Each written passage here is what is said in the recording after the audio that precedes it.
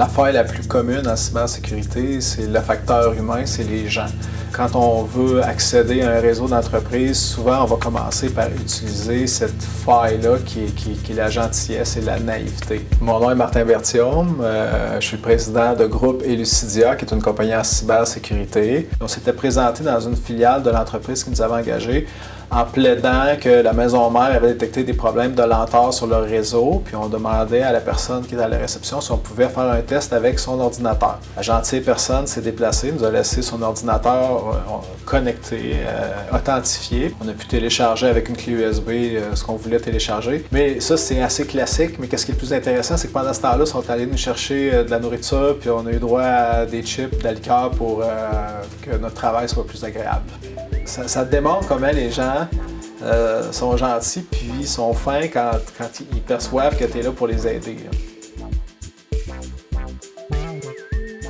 Souvent, en cybersécurité, les solutions sont simples. Les solutions de base sont simples. Le plus gros obstacle, c'est l'aversion au changement. On va prendre pour exemple l'authentification en deux facteurs. C'est très efficace.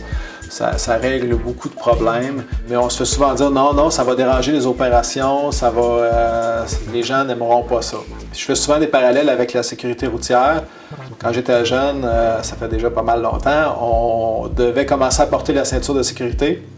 Puis tout le monde était outré de ça. Aujourd'hui, on s'assoit dans une voiture puis on attache notre ceinture de sécurité sans même y réfléchir. J'espère que pour la cybersécurité, ça va être la même chose. Quand on va arrêter d'avoir un frein par défaut, puis je pense que ça commence, mais ça va nous permettre d'avancer plus vite puis d'innover encore plus rapidement.